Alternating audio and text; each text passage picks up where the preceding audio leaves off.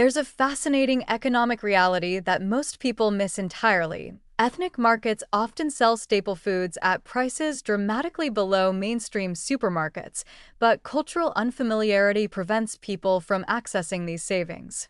Let's break down why this happens and how to overcome it.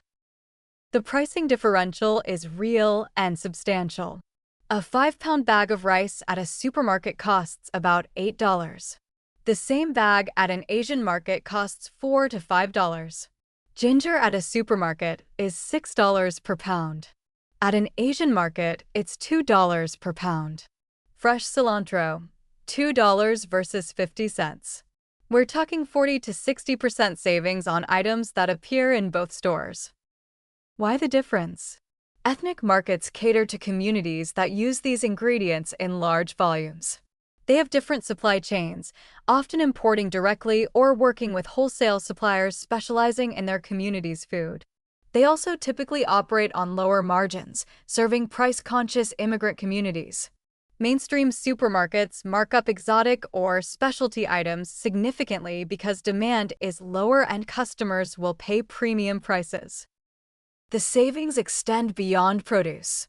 Bulk spices at Asian or Latin markets cost a fraction of tiny jars at supermarkets. A pound of cumin for $3 versus 2 ounces for $4 at the supermarket. Dried beans, rice, noodles, all significantly cheaper. Whole fish is often half the price and much fresher because turnover is higher. But here's the psychological barrier. Walking into a market where you don't speak the language, don't recognize most products, and don't know shopping norms is genuinely intimidating. This isn't irrational. It's uncomfortable. The solution is strategic learning. Start with familiar items.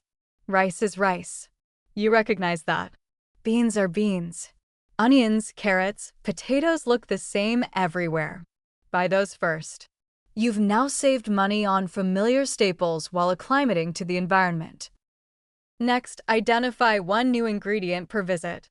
Daikon radish looks unusual, but it's mild and versatile. You can add it to soups or stir-fries. Bok choy is just a leafy vegetable. Treat it like spinach.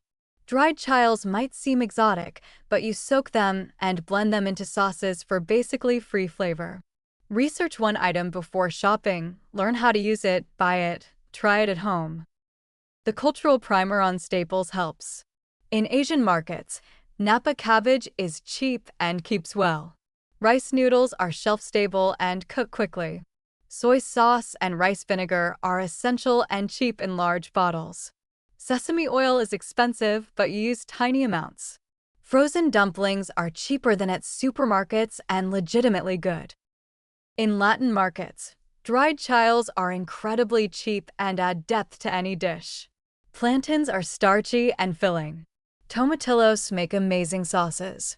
Dried Mexican oregano is more pungent than Mediterranean. Masa harina lets you make fresh corn tortillas. Language barriers seem insurmountable but aren't really. Most products have English on the label somewhere. Use your phone's camera translation app for ingredients lists. Point at things and smile. People generally want to help. Many workers speak some English even if it's not their first language.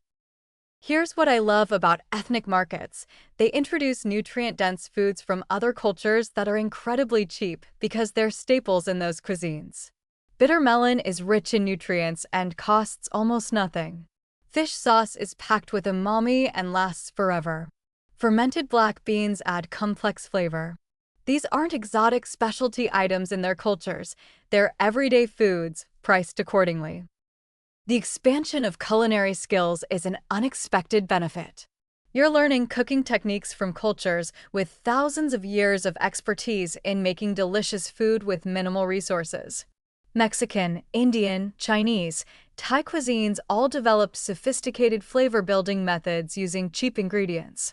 This knowledge is valuable independent of budget considerations. What concerns me is the classist attitude that shopping at ethnic markets is somehow lesser. These are often family-owned businesses serving their communities with quality products at fair prices. Supporting them while saving money is actually a positive thing. The idea that only mainstream supermarkets sell quality food is marketing, not reality. The freshness factor is significant. Ethnic markets serving cooking-focused communities turn over produce much faster than supermarkets where items sit for days. That ginger at the Asian market is probably fresher than the supermarkets, despite costing less. Some warnings: don't buy unfamiliar processed foods initially. Stick with whole ingredients you understand.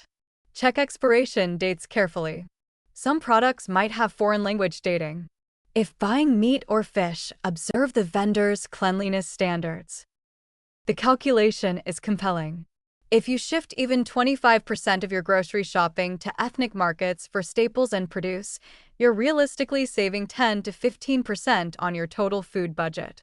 For someone spending $200 monthly, that's $20 to $30 in savings by simply shopping somewhere that might initially feel uncomfortable but becomes familiar quickly.